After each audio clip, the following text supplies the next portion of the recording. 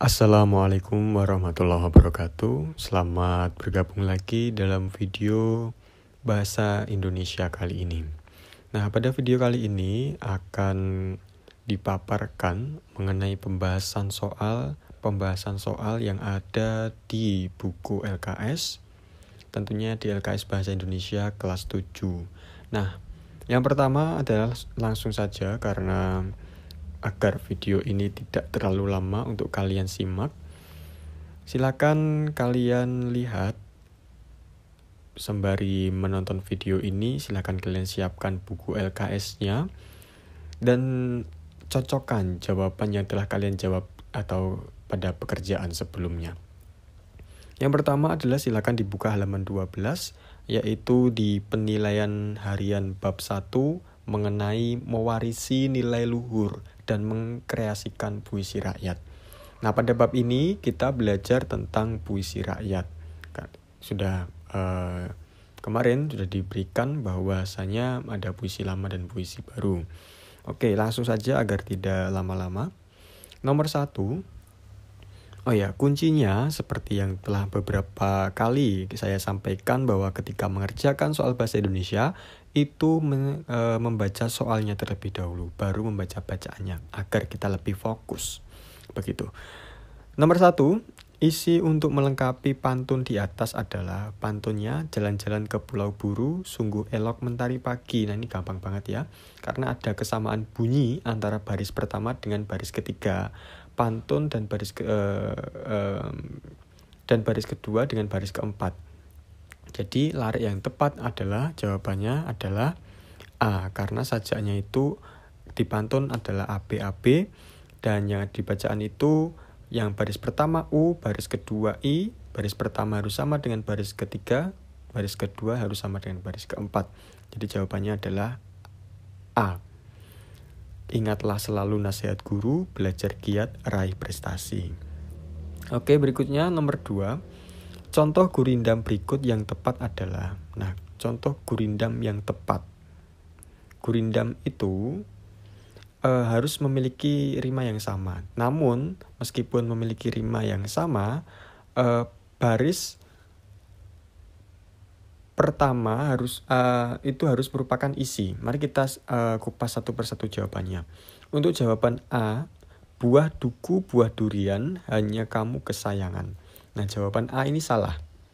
Meskipun rima akhirnya ini sama, namun baris pertama itu bukan isi. Berarti itu bukan gurindam.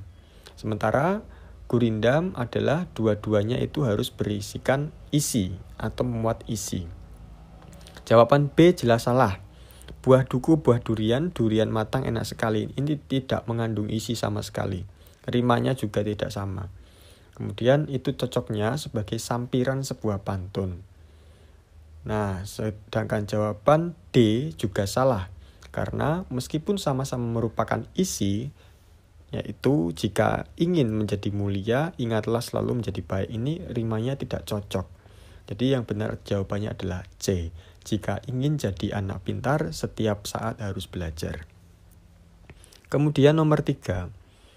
Pernyataan yang sesuai dengan gurindam di atas adalah, gurindamnya, jika ingin mengenal orang mulia, lihatlah pada kelakuan dia. Pernyataan yang tepat adalah, gurindam tersebut menggunakan pola kalimat majemuk. C. Pola pengembangan sebuah gurindam dilihat dari kalimat yang dipakai antara baris 1 dengan baris kedua. Jika dalam satu baris merupakan bagian dari baris yang lain, maka itu disebut dengan kalimat majemuk.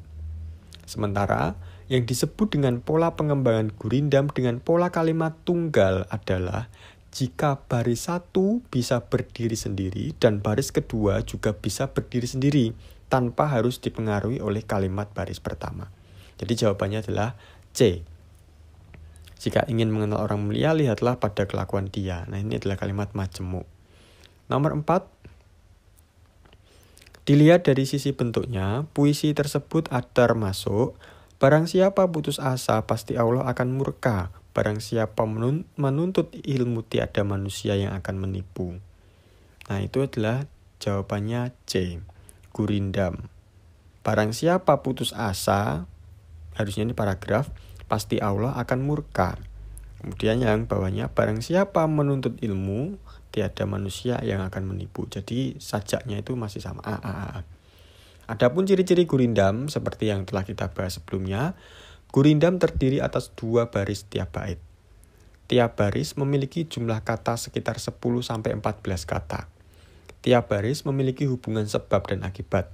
Tiap baris memiliki rima atau bersajak AA, BB, CC, dan seterusnya. Intinya baris pertama dan baris kedua sajak yang sama. Kemudian isi atau maksud gurindam ada pada baris kedua. Isi gurindam biasanya berupa nasihat-nasihat, filosofi hidup, dan kata-kata mutiara. Hidup manusia kata-kata mutiara. Nah, ini tidak ada sampiran ya kalau di gurindam, langsung berisikan isi. Oke, berikutnya nomor 5. Nilai moral atau amanat yang terkandung dalam syair di atas adalah, dibacaannya adalah, hai anak muda, kenali dirimu. Ialah perahu tamsil hidupmu. Tiadalah berapa lama hidupmu ke akhirat, jua kekal hidupmu. Nah, ini jawabannya adalah C.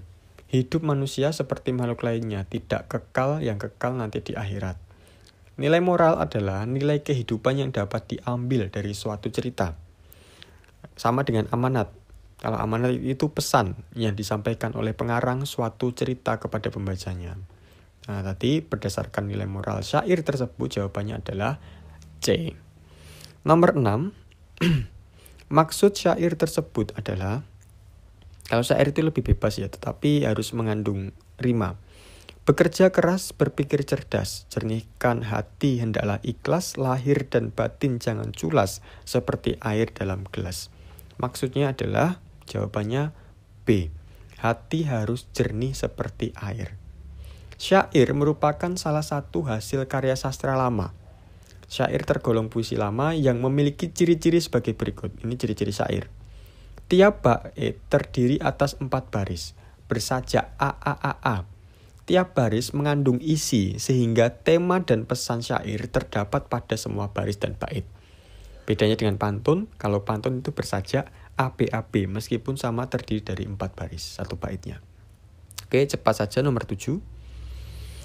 Nomor 7, pernyataan yang merupakan ciri-ciri gurindam adalah, ciri-ciri gurindam itu ditunjukkan oleh nomor, kalau dalam satu bait terdiri dari 4 baris. Ini bukan ciri-ciri gurindam, ini ciri-ciri pantun. Semua baris merupakan isi, ya ini ciri-ciri gurindam. Baris ketiga dan keempat adalah isi, ini merupakan pantun. Berima sama, ini gurindam. Yang kelima berisi nasihat dan pesan moral. Ini bisa pantun, bisa gurindam. Jadi jawabannya adalah D. 2, 4, dan 5. Nomor 8. Nilai positif dalam gurindam tersebut adalah, jika hendak mengenal orang yang berilmu, belajar dan bertanya tiada jemu. Nilai positifnya apa? Nah, nilai positif itu sesuai dengan ilustrasi atau bacaan tersebut adalah, jika seseorang ingin pintar, haruslah rajin bertanya kepada orang pandai dan berwawasan. Jawabannya D. Nomor 9. Perbedaan isi gurindam tersebut adalah, di sini ada 2 teks. Yang pertama, cahari olehmu kawan, pilih segala orang setiawan. Teks kedua, jika hendak mengenal orang yang baik perangai, lihat ketika bercampur dengan orang ramai. Jawabannya adalah D. Sudah jelas ya di sini ya. Teks 1 berisi berkawanlah dengan kesetiaan yang sejati. Teks 2, kenali perangai seseorang pada saat bergaul sehari-hari. Nomor 10. Nomor 10 soalnya adalah, larik-larik di atas akan menjadi pantun yang baik dengan urutan. Nah, di sini kita harus mengurutkan pantun ya. Jawabannya adalah yang pertama, baris pertama harusnya menanam ketela berjajar-jajar, diapit jagung dengan talas, karena ya sampiran itu tidak mengandung isi, bebas di sini. Nah, yang terikat ini tadi setelah 2, 4, yang cocok lagi adalah 1, bila kita rajin belajar. Kemudian 3, tentu kita naik kelas. Nah, jadi sajaknya sudah tepat AB dan berkaitan. Baris 1 dan 2 itu merupakan sampiran, 3, 4 adalah isi. Jadi jawabannya A. Nomor 11, larik yang tepat untuk melengkapi pantun di atas. Nah, ini berarti kalau 1 itu sajaknya harus sama dengan baris ketiga, baris kedua harus sama dengan baris keempat. Nah, berhubung di sini yang kosong adalah baris kedua dan keempat, jadi jawabannya harusnya sajaknya itu sama. Jadi yang jelas yang A itu salah, yang C itu salah, yang D itu juga salah. Jadi jawabannya adalah B. Sudah jelas ini sajaknya, tanpa dibaca itu sudah bisa dikerjakan. Jawabannya B. Membeli kain barang sehelai, kalau kita baca pantunnya lengkap. Jalan-jalan ke pasar Lempuyang, membeli kain barang sehelai. Jika ingin disayang, salat dan mengaji janganlah lalai. Oke, nomor 12. Pantun balasan yang sesuai adalah, ini harus sesuai ya. Intinya harus berbalas puisi atau pesannya. Bunga melati bunga pilihan, warnanya putih dan bersahaja. Bila kamu cinta kebersihan, jangan buang sampah di mana saja. Balasannya yang tepat adalah, cuci tangan airnya di cawan, jangan lupa pakai sabun wangi. Maafkan aku hai kawan, lain lagi tak kuulangi. Nah, di dalam membalas pantun, tentu kalian harus memahami isi dan maksud dulu pantun yang ingin dibalasnya. Selanjutnya, gunakan kata yang tepat atau nyambung, tentu harus sopan sesuai dengan pantun yang sudah ada. Jawaban yang paling tepat adalah B. Nomor 13. Berdasarkan isi pantun tersebut, berdasarkan isinya, pantun tersebut termasuk pantun apa? Burung kutilang burung dara jatuh ke sawah, hati riang sangat gembira, ayah datang membawa hadiah. Karena senang ya di sini. Jadi kalau senang itu pantun sukacita. Pantun sukacita adalah sebuah karya sastra yang mengekspresikan sebuah sukacita dalam kehidupan. Sukacita berarti senang. Bersukacita adalah salah satu kebahagiaan yang manusia inginkan. Nah, dari definisi di atas, bisa diartikan bahwa pantun sukacita adalah pantun yang isinya mengungkapkan kebahagiaan atau kegirangan hati. Nomor 14. Pantun jenaka pada kutipan tersebut. Kalau pantun jenaka adalah pantun yang bertujuan untuk menghibur orang yang mendengar. Terkadang dijadikan sebagai media untuk saling menyindir dalam suasana yang penuh keakraban, sehingga tidak menimbulkan rasa tersinggung. Dalam pantun jenaka diharapkan suasana akan menjadi semakin riang. Nah, yang mana yang pantun jenaka? Jawabannya adalah 1, 2, 4 atau 4, 2, 1. Jawabannya D. Nomor 15. Pernyataan yang benar sesuai dengan syair tersebut adalah, cepat saja ya, jawabannya itu C. Terdiri atas 4 baris yang merupakan semuanya isi. Bunyi akhir tiap baris selalu sama, suku kata tiap baris antara 8 sampai 12 buah. Itu syair terdiri dari 4 baris yang merupakan semuanya isi. Bunyi akhir tiap baris selalu sama atau bersajak A. Suku kata terdiri dari 8 sampai 12 suku kata. Jawabannya C, nomor 15. Nomor 16. Nah ini, kata dipahat sama maknanya dengan sungguh indah pintu dipahat, burung puyuh di atas dahan. Kalau kita hendak selamat, taat selalu perintah Tuhan. Dipahat di sini artinya diukir. Jawabannya C. Nomor 17. Maksud yang terkandung dalam syair tersebut adalah, wahai saudara sama sedesa, petuah amanah sama dirasa. Kita wariskan supaya lebih berasa, semoga kelak kita berjasa. Nomor 17, maksud yang terkandung dalam syair tersebut adalah kita harus menjaga dan mewariskan petuah dan amanah. Jawabannya A. Nomor 18, syair tersebut menggunakan kata penghubung. Perteguh jua alat perahumu, hasilkan bekal air dan kayu. Dayung pengayuh taruh di situ supaya laju perahumu itu. Nah, supaya di sini adalah kata penghubung apa? Supaya di sini adalah kata penghubung tujuan. Kata penghubung disebut juga dengan konjungsi atau kata sambung, yang berarti kata yang menghubungkan kata dengan kata dalam sebuah kalimat, atau menghubungkan kalimat dengan kalimat dalam sebuah paragraf. Dalam puisi rakyat, menggunakan kata penghubung itu ada 3. Kata penghubung tujuan, kata penghubung sebab, dan kata penghubung syarat. Kata penghubung tujuan itu contohnya supaya, untuk, agar, dan guna. Sedangkan kata penghubung sebab itu sebab, oleh karena itu, dan lain-lain. Kalau yang C, kata penghubung syarat itu jika, apabila, dan kalau. Jadi di sini yang supaya itu masuk di kata penghubung tujuan. Jawabannya D. Nomor 19.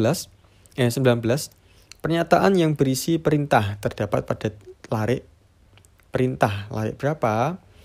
Yaitu larik ketiga. Buanglah sampah pada tempatnya. Ini perintah. Jadi yang memerintah, kalimat yang seakan-akan memerintah kita atau memerintah pembaca. Jadi jawabannya C. Nomor 20. Pernyataan yang sesuai dengan isi kedua bait pantun tersebut adalah nomor 20, jawabannya A. Berisi nasihat kepada seorang anak agar menghargai ibunya. Nomor 21. Tema pantun tersebut adalah ini adalah bertemakan persahabatan. 21B. Nomor 22.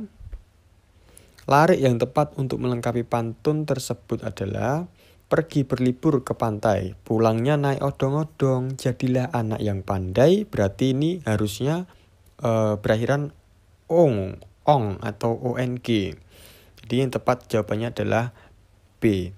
Perangai baik dan tidak sombong. Nomor 23. Tema penggalan syair tersebut. Nah, kalau seperti ini ada soal nomor 23 sampai 25. Kita baca dulu.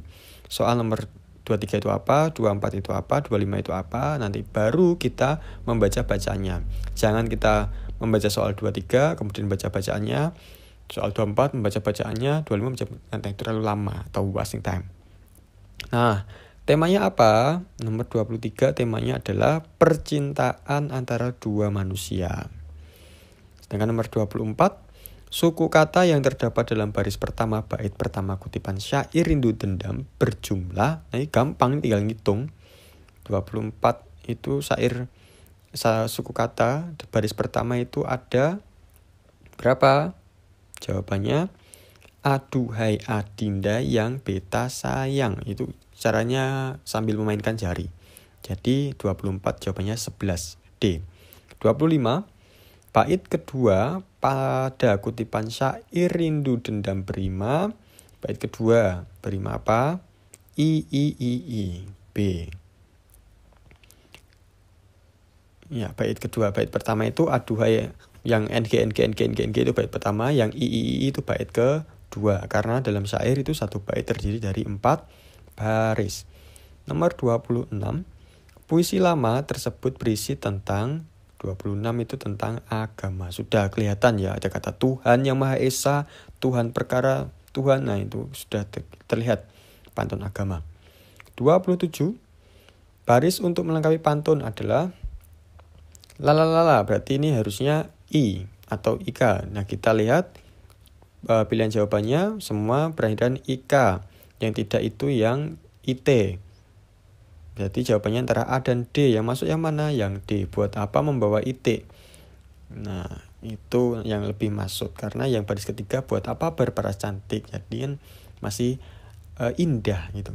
Nomor 28. Berdasarkan isinya, pantun tersebut termasuk pantun apa? Nomor 28. Indonesia negara agraris, tak dibiarkan dijajah sejangkal. Aku sedih selalu menangis. Adikku sayang telah meninggal. Jadi kan sudah kelihatan sedih, menangis, adiknya meninggal. Berarti kan duka cita, sedang berduka. Nomor 29. Maksud isi gurindam tersebut adalah cak hari olehmu akan kawan, pilih segala orang setiawan. 29 ini berkawanlah dengan orang yang setia. Jawabannya D. Yang terakhir nomor 30. Berdasarkan isinya, pantun tersebut termasuk penghapus putih berbahan karet, walaupun hitam penghapus jua. Kain yang indah ingatlah ialah songket, pusaka adat patut dijaga. Jawabannya adalah pantun adat. Jadi menyesuaikan saja. Nah, demikian pembahasan soal pada PH1. Silakan disimak pembahasan soal pada PH2, PH3, dan PH4 agar bisa mengerjakan penilaian akhir tahun besok. Oke, terima kasih atas perhatiannya. Selamat belajar. Wassalamualaikum warahmatullahi wabarakatuh.